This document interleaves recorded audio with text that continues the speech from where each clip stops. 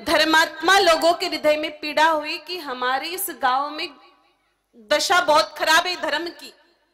और मेरे भाई बहनों, उन लोगों ने सोचा कि हम कोई धार्मिक आयोजन को करवाते हैं जिससे लोगों के हृदय में धर्म के प्रति आस्था पैदा हो। और उन्होंने फिर हमारे गुरुदेव भगवान को आमंत्रित किया, जिनके आप दर्शन कर रहे हो चित्र में। आप गुरुदेव भगवान जी को आमंत्रित किया कि आप पधारिए और कथा सुनाइए। हमारे गुरुदेव भगवान पधारे, कथा शुरू हुई। मेरे भाई बहनों, कथा के दरमियान अनेकों संतों का आगमन हुआ। एक दिन वहां पर कथा के मध्य में एक संत भगवान का आगमन हुआ और चर्चा शुरू हुई दोनों संतों की। अब क्या चर्चा शुरू हुई होगी, क्या बातें हो रही होगी, बोलो।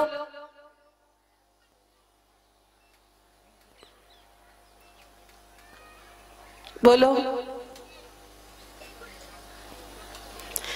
भाई, बात सहज है। अपना जो विषय होता है लोग उसी की चर्चा करते। नाही से नाही मिले तो बात होत केस की, दर्जी से दर्जी मिले तो बात होत बेस की, पति और पत्नी मिले तो बात होत क्लेश की, और साधु से साधु मिले तो बात हो शुभ संदेश की। उन महात्मा जी ने हमारे गुरुदेव भगवान से एक प्रश्न किया, कहा बाबूजी, आज जब चारों तरफ हम घूमते हैं तो लोग अनेकों प्रकार के दुख लेके संतों के पास आते हैं। जीवन में चारों तरफ दुख है। हम किसी भी जगह चले जाए पूरे भारतवर्ष में लोग दुखी बहुत है। सबके दुखों की परिभाषा अलग अलग है। हालांकि किसी का दुख छोटा है, किसी का दुख बहुत बड़ा है। कोई अपने दुख से दुखी, कोई पराये के सुख से दुखी, लेकिन दुखी तो दुनिया में सभी है। तो कहा कि क्या ऐसा कोई स्थान नहीं है जहां पर जाने के बाद कि दुख मिट जाए, एक ही जगह पर सभी दुखों का समाधान हो जाए। और मेरे भाई बहनों, आजकल ये फैशन ज्यादा ही चल रही है। लोग यहाँ से गुजरात जाते हैं, अहमदाबाद जाते होंगे, शॉपिंग करने के लिए बाड़मेर जाते होंगे। तो आजकल लोग जगह जगह दुकानों पर माल खरीदने के लिए नहीं जाते, सामान खरीदने के लिए लोग सीधा चला जाते किसी मॉल में। एक ही छत के नीचे सारी चीजें मिल जाती हैं, टोकरी लेकर के घूमते हैं, उसमें जो जो चीज चाहिए वो डालते जाते, एक साथ काउंटर पर जाकर के फिर हिसाब कर देते हैं। ऐसा ही चल रहा है ना। तो महात्मा जी ने भी यही बात कही कि क्या ऐसा कोई स्थान नहीं जहां सभी दुख खत्म हो जाए। अब देखो, प्रश्न बहुत गजब का था और हमारे गुरुदेव ने तुरंत चिंतन भी शुरू कर दिया। और हमें भी ऐसा ही स्वभाव रखना चाहिए। जब बात धर्म की हो, राष्ट्र की हो, देश की और गौ माता की हो, तो मेरे भाई बहनों, हमें उस विषय को टालम टोल नहीं करना चाहिए। जबकि इंसान यही कर देता है। जब खुद के स्वार्थ की बात आती है मेरे भाई बहनों, हम तो उस विषय को पकड़ के रखते, उसके पीछे भागते रहते। जब बात गौ माता की, देश की, राष्ट्र की आ जाती है, हम अपना पल्ला झाड़ना चाहते, उससे पीछा छुड़ाना चाहते, लोग उस विषय को टालम टोल कर देते हैं कि कौन करता रहेगा माथा फोड़ी। और जो करते हैं उनके भी लोग टांग खींचते हैं पीछे से, अलग से। ऐसा नहीं होना चाहिए। जब बात देश, राष्ट्र और गौ की हो, तब मेरे भाई बहनों, इंसान को तन मन धन से समर्पित हो जाना चाहिए।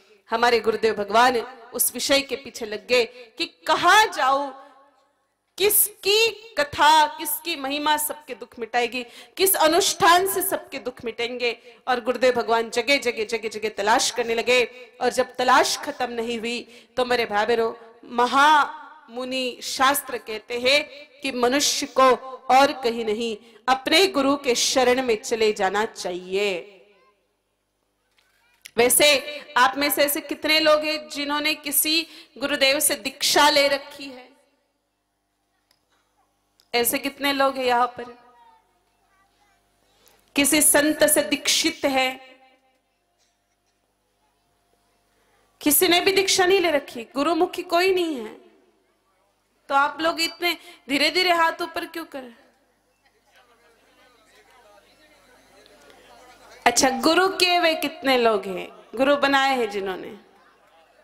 अरे बाप रे, बाढ़ आ गई। अब तो होलसेल में है, रिटेल में कोई नहीं है।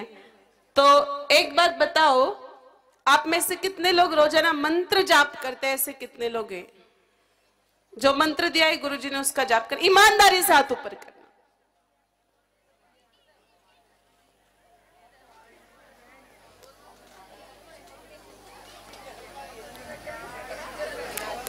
बस गुरु दीक्षा लेने में ही जल्दी जल्दी कर ली, मंत्र जाप करने में हम लोगों को सुबह सुबह करते ही नहीं होंगे ना, हाथ ऊपर किसी के भी नहीं आए।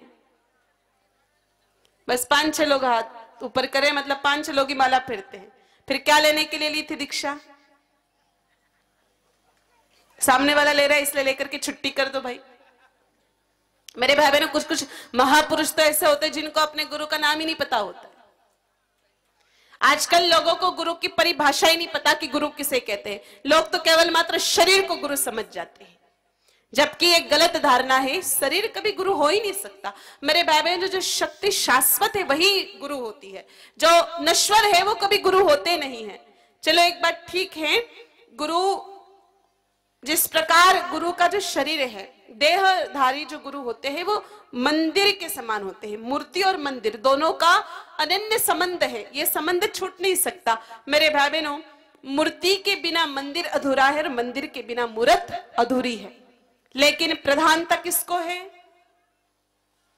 मूर्ति को प्रधानता है। जाने के बाद मनुष्य, मेरे भाई बहनों, मंदिर को प्रणाम करता है लेकिन मूर्ति की ज्यादा उपासना करता है। जब हम लोग भगवान को याद करते, ठाकुर जी को, तो मेरे भाई बहन हम ठाकुर जी के स्वरूप को याद करते, ना ही पूरे मंदिर को, उस भूगर्भ को या उन दीवारों को याद करते हैं।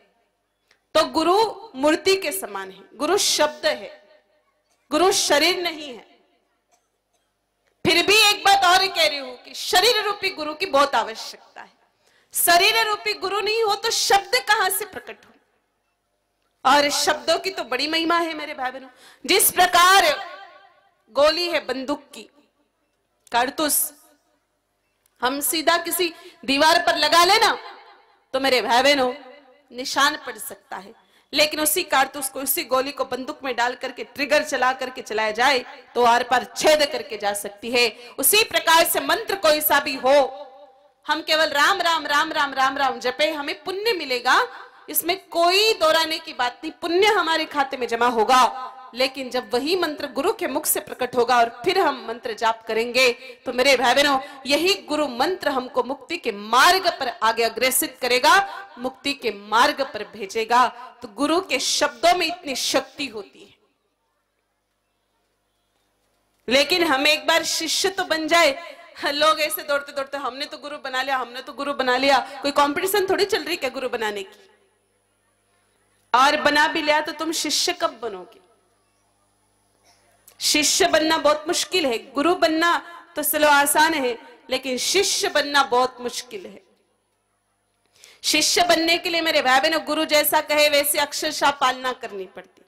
आजकल तो चेले तो देखो ऐसे खतरनाक, अगर गुरुजी कहे कि जा बेटा बाजार से 2-3 किलो गुड़ लेके आ जा, तो चेला दौड़ करके जाता है मेरे भाई बहनों और 1.5 किलो शक्कर उठा के लाता। और गुरुजी को और ज्ञान देता है कि गुरुजी आजकल तो कोई गुड़ खाता ही नहीं, तुम भी थोड़ी थोड़ी शक्कर खानी शुरू कर दो।